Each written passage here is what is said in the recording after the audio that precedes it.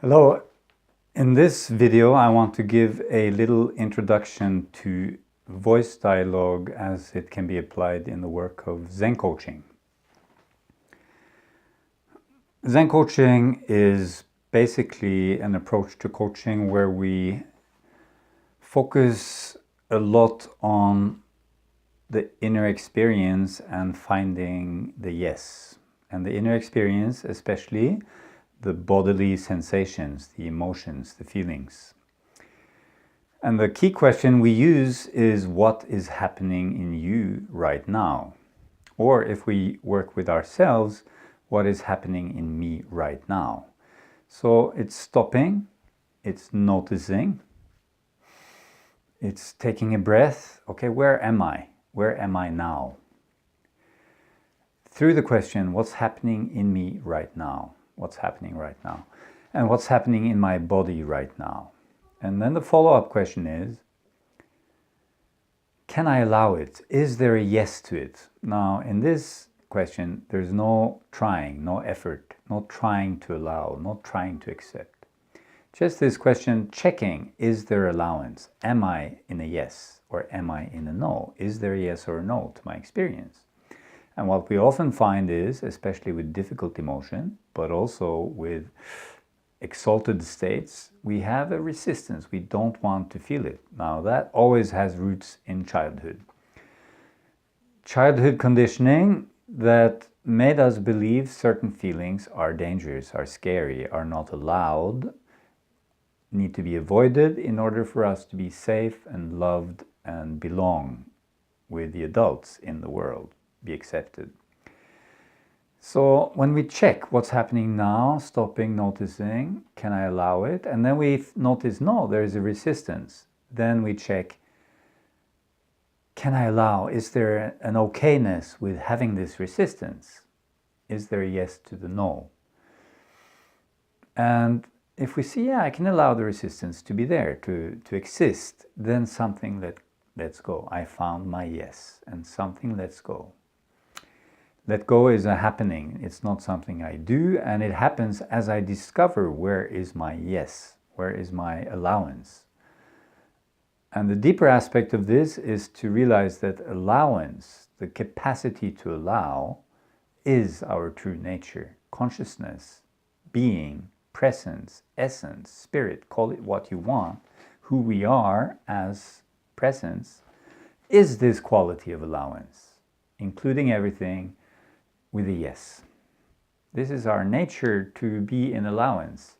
So in finding our yes, we actually find our true nature, our presence. So you could say every time we do that, there is like a little awakening or a big awakening. And there is a let go, there's a surrender to the moment as it is. So this is the essence of Zen coaching. And of course, I can say a lot more about it. But in this video, we're going to look at how voice dialogue can support this process and what voice dialogue is. So voice dialogue is a method developed by Hal and Cedra Stone, and they have written several books about it. So if you are interested in this, please check out their books. Embracing Ourselves is the basic book, and then there's other books as well. So I'm just sharing my understanding of it. I'm not an official teacher of that approach, but I use it and I find it extremely helpful. So I just like to share my understanding of it and see how it fits in with a Zen coaching approach. And the first principle or realization that voice dialogue presents in a clear way is that our personality is not one personality. It's not like my structure, my conditioning, my way of dealing with life, which I learned in childhood, the learned behavior from childhood, coping mechanisms, way of managing life to be safe and belong and be loved and all those things, which we call conditioned habitual behavior, which solidifies into our personality it is not one. We are not one personality. We are many, many. So we are like dozens. We are 50. We are 100 personalities. And each one shows up in rapid succession as a way of dealing with the situation that we find ourselves in. So you go to the office, you meet your boss, you have one personality structure showing up then. Then you walk out of the boss office, you go to the coffee machine and you meet a person of the opposite sex that you're attracted to, that you want to get romantic with, and another subpersonality shows up. Then you go to the office and you get into an efficiency mode. You do your email rapidly, you're in your efficiency mode. Another subpersonality shows up. Then an email comes, somebody criticizes you, and another subpersonality shows up. Then you go home and you meet your wife.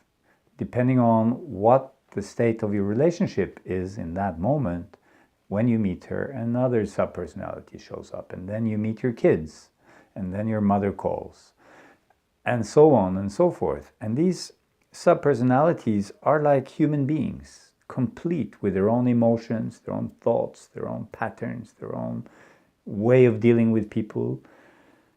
And we hardly notice. Of course, we realize we behave differently in different situations.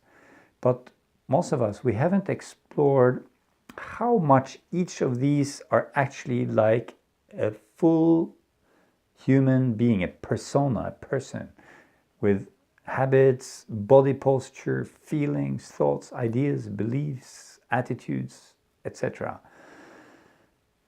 Fears, worries, emotions. It's like a complete energetic package, which is called subpersonality. And we don't realize it because we call each of them I. Yeah, I want to go to the movies. Yeah, I need to do my emails now. I don't have time. I have so much to do. Oh, yes, can we go on a date? I really want to meet you. I'd like you so much. Oh, I'm tired. I'm so fed up. There's so many things to do. I just want to, give me a holiday. Give me a break. Every subpersonality, we use the word I. So we believe it's the same I speaking, but the fact is there are different I's speaking. And we don't notice because we are identified with whoever is showing up in that moment. And we feel, yeah, I'm conscious, I'm making choices. But in fact, we are not really conscious. Because when we are identified with a subpersonality, we can only choose the things that fit with the belief systems, habits of that personality structure. So actually, the freedom of choice is extremely limited. I feel I choose, but it's my subpersonality, which is almost like a computer program, is choosing. So there isn't much freedom. There isn't much consciousness. What is consciousness? Well, it is knowing myself as the space of allowance, as the presence in the moment, as the stillness, as the spirit. So we have the subpersonalities, and then we have like 3, 4, 5 of them, which we tend to live most of the time. So those are the primary selves. It may be the protector, the controller, the perfectionist, the rational one, the commentator. Very often in our society, those characters are running the show. So we feel familiar in those characters. Then we have some characters that show up less often, but we're still familiar with them. Oh, it's the angry one, it's the hurt one, it's the playful one, it's the lover, it's the beach bum, it's the chill out one, and so on. We know them, but maybe they don't get as much space in our life. Or maybe the chill out one is the primary selves, so that basically we avoid any kind of responsibility, any kind of work, any kind of busyness. We just want to chill out because this is who we take ourselves to be. So who is the primary self depends on you, on your background, on your way of coping with the world as a child when these characters were developed. The pleaser, for instance, is one which is popular. It's the yes one. Ah, yes, yes, I will do it. I will do it. Oh, yes, darling. Oh, yes, mother. Oh, yes, friend. Yes, I will show up. Oh, yes, and I won't complain. Until one day I get really pissed off, which means another subpersonality comes in, which is the rebellious one. Maybe the angry child, the pissed off one. So we have these, and then we have the disowned selves. Helen Cedar Stone called them the disowned selves, which is also what we can call our shadow selves. They live in hiding. We don't know we have them. And yeah, let's say I'm never angry. I'm not the angry type. I'm a gentle type. I'm a friendly type. I'm the negotiator type. I'm never angry and very hardly angry. So let's say you have this idea. The reality most certainly is it is not true. It simply means the angry one is a disowned self. You have rejected it so deeply that it doesn't even show up in your life. However, it shows up in people in your life. So this is another key principle that we look at in voice dialogue, is that we attract into our life our disowned selves. And then we get really upset with those external people, our partner, our friends, our colleagues, our boss. So if I've disowned my anger, I attract angry people into my life, and then I fight with them, I judge them, I don't want them, I try to reject them, and maybe I abandon them, and I leave them, and I change jobs, and they show up again in a new shape, in a new form, and I don't seem to be able to escape this kind of terrible human being. Why? Because there is something in me which I am rejecting. And life works in such a way that it wants to support our healing, our wholeness. So, in fact, these people that we judge externally are people who we can see as guides. They help us see, what am I rejecting inside, so that I can say yes. So that's where we get the link to Zen coaching here, our core principles. I can use voice dialogue to discover more deeply what I am rejecting. So for instance, one can do an exercise where, who am I judging in life? What kind of people do I really not like? And then describe those people. What is the character trait? What is the personality type that I dislike? And then I can do some inquiry and find out to what extent does this character exist inside of me. And with some work, we can discover it, and then we can learn to say yes to that energy. Which brings me to the next point. People say, well, there's a reason I have rejected, disowned, pushed away, don't want to say yes to these energies, because, okay, there's an angry one, but there's also a killer one, there's a violent one, there's a murderous one. And why would I want to say yes to that? If I say yes to the inner killer, and most people have inner killers they have suppressed. Not just angry, but really extremely angry. Collectively, we can see we have collective values, and so we have collective scapegoats, the killers that we try to punish and exterminate, but they keep showing up because they are aspects of ourselves. So why would I want to say yes to my killer inside, the inner killer? Well, the thing is, saying yes, we believe often that if I say yes to it, I will go kill somebody, and I don't want to do that, of course. But it doesn't really work like that. Consciousness work means to bring consciousness to all of me in such a way that I can allow myself to feel all of me and integrate all parts of me into a wholeness, so that I am whole, healing into wholeness.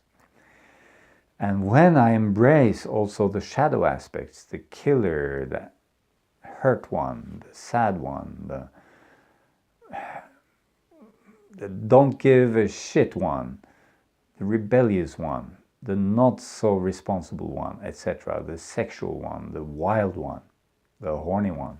When I embrace those characters more,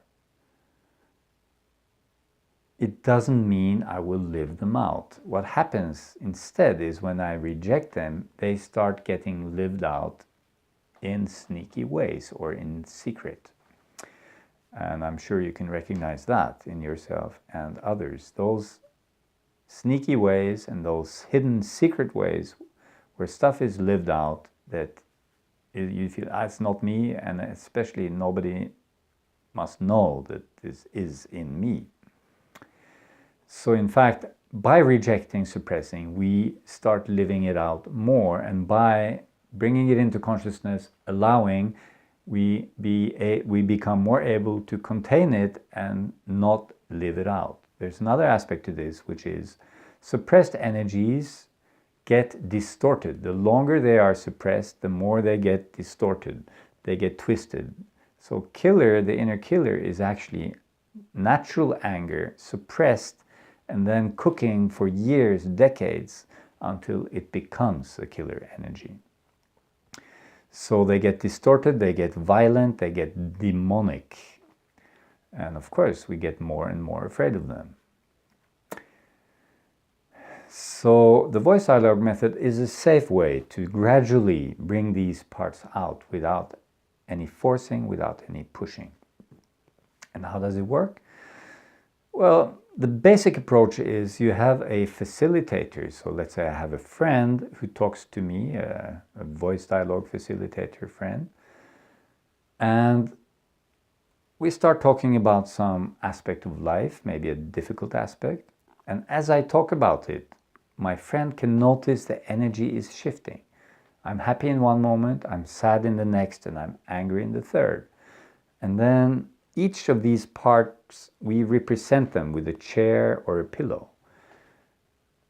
So we get the angry one, the hurt one, the vulnerable one, the playful one, the chill out one, the rational one, the protection one, the perfectionist one. We get them all out on pillows or chairs in the room, and then the facilitator talks to each of them. So there's a conversation between this part. The facilitator invites, oh, am I speaking with the hurt one, the sad one? Yes, I'm feeling sad. And the facilitator invites in a dialogue, almost like an interview, friendly interview, conversation, empathic listening. And in Zen coaching, empathic listening is what we do primarily. We ask questions and we listen deeply empathically. That is why voice dialogue and Zen coaching is such a perfect match. Because the core skill of a Zen coach through the training is deep, empathic, compassionate listening, embracing, allowing, and showing curiosity through asking questions. And that is exactly what the facilitator does with each of these sub-personalities in a non-judgmental way. And in that way, they open up, they share, they speak. So go from pillow to pillow, have these conversations, and we don't let the sub-personalities talk to each other, just with the facilitator. And then we move back to the starting point. And what is the starting point? The main chair. So I start here, and we call this the conscious ego, is what Helen Cedrus Song calls it. I prefer to call it the conscious person. So I am here, the conscious person. I come back here, and the facilitator invites me to look at all those sub-personalities and notice how that is. So I look. Oh yes. And in that looking, my consciousness expands. I can include more of myself. Not to fix anything, not to change anything, but by expanding my awareness, my consciousness, change will happen. My ability to make choices will improve. So it's not it's a consciousness raising approach, which is why I love it. We're not trying to fix anything, we're trying to bring awareness, and awareness is the healing elixir, is the transformational agent. Bringing awareness, bringing consciousness to our subpersonalities, disidentifying from our primary selves, primary subpersonalities, bringing in new subpersonalities that I hardly knew were there, getting them to speak, open up. Wow, is that how they think? So I'm here and I watch all these, and I learn a lot. And also the facilitator can ask each subpersonality what they think about me. How are they treated by me? So I hear from my own subpersonalities how I am relating with them. And there's one subpersonality which is especially important, and that is the vulnerable child within. And this vulnerable child shows up often as a scared, crying, lonely, suppressed part of ourselves. So this part is also our sensitivity, our capacity for intimacy, for connection, for openness, for an open heart. It is a very